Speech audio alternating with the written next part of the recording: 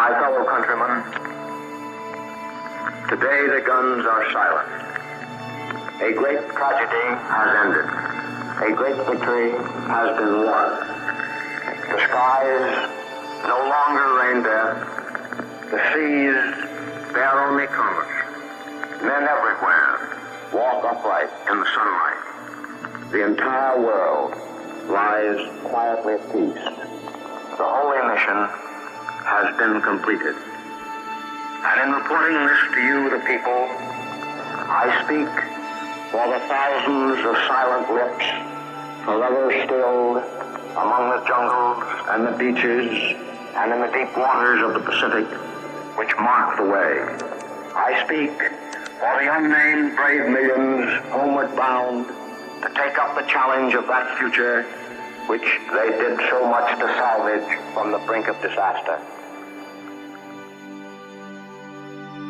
As I look back on the long, tortuous trail from those grim days of Bataan and Corregidor, when an entire world lived in fear, when democracy was on the defensive everywhere, when modern civilization trembled in the balance, I thank a merciful God that He has given us the faith, the courage, and the power from which to move victory.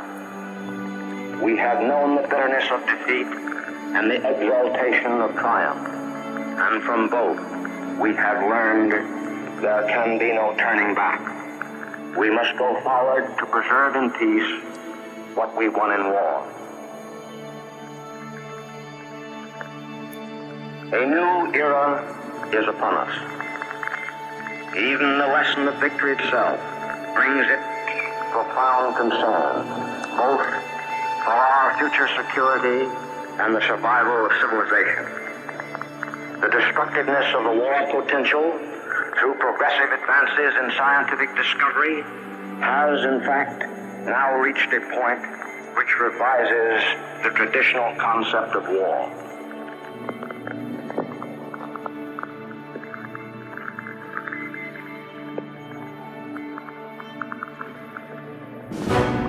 Men, since the beginning of time, have sought peace. Various methods through the ages have been attempted to devise an international process to prevent or settle disputes between nations. From the very start, workable methods were found insofar as individual citizens were concerned. But the mechanics of an instrumentality of larger international scope have never been successful. Military alliances, balances of power, leagues of nations, all in turn failed, leaving the only path to be by way of the crucible of war. The utter destructiveness of war now blots out this alternative. We have had our last chance. If we do not devise some greater and more equitable system, Armageddon will be at our door. The problem basically is theological and involves a spiritual recrudescence and improvement of human character that will synchronize with our almost matchless advance in science, art, literature, and all material and cultural developments of the past 2,000 years. It must be of the spirit if we are to save the flesh.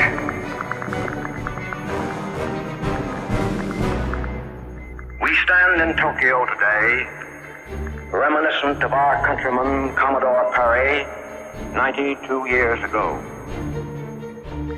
His purpose was to bring to Japan an era of enlightenment and progress by lifting the veil of isolation to the friendship, trade, and commerce of the world. But alas, the knowledge thereby gained of Western science was forged into an instrument of oppression and human enslavement. Freedom of expression, freedom of action, even freedom of thought were denied through suppression of liberal education, through appeal to superstition, and through the application of force. We are committed by the Potsdam Declaration of Principles to see that the Japanese people are liberated from this condition of slavery. It is my purpose to implement this commitment just as rapidly as the armed forces are demobilized and other essential steps taken to neutralize the war potential. The energy of the Japanese race, if properly directed, will enable expansion vertically rather than horizontally. If the talents of the race are turned into constructive channels, the country can lift itself from its present deplorable state into a position of dignity.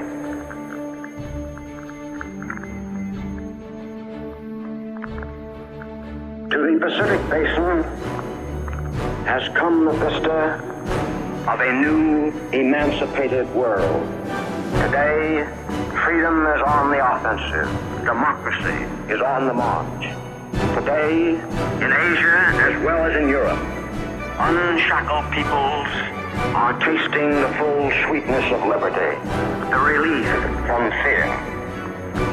In the Philippines, America has evolved a model for this new free world of Asia. In the Philippines, America has demonstrated that peoples of the East and peoples of the West may walk side by side in mutual respect and with mutual benefit. The history of our sovereignty there has now the full confidence of the East. And so, my fellow countrymen, today I report to you that your sons and daughters have served you well and faithfully with the calm, deliberate, determined fighting spirit of the American soldier and sailor, based upon a tradition of historical trait as against the fanaticism of an enemy supported only by mythological fiction. Their spiritual strength and power has brought us through to victory. They are homeward bound. Take care of them.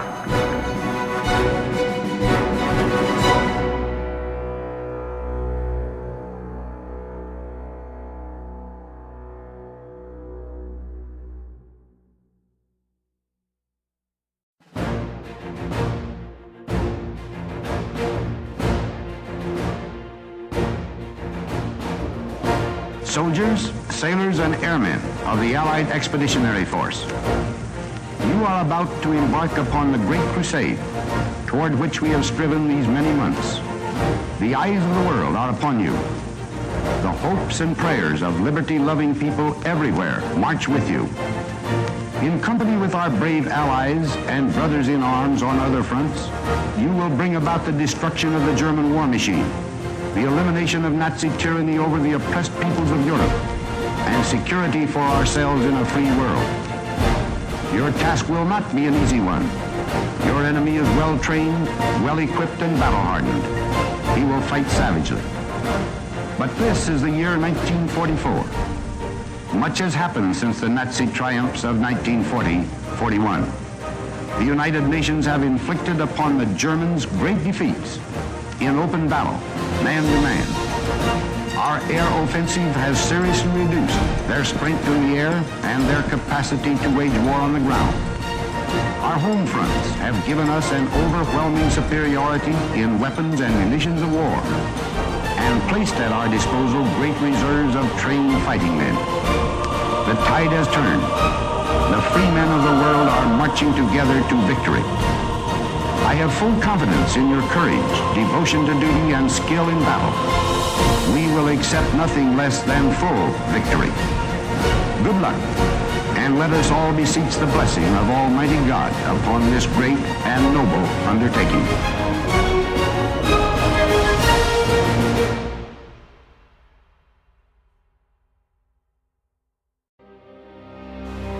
This is a talk on national security, because the nub of the whole purpose of your president is to keep you now and your children later and your grandchildren much later out of a last-ditch war for the preservation of American independence and of all the things that American independence means to you and to me and to ours. Never before since Jamestown and Plymouth Rock has our American civilization been in such danger as now. The Nazi masters of Germany have made it clear that they intend not only to dominate all life and thought in their own country, but also to enslave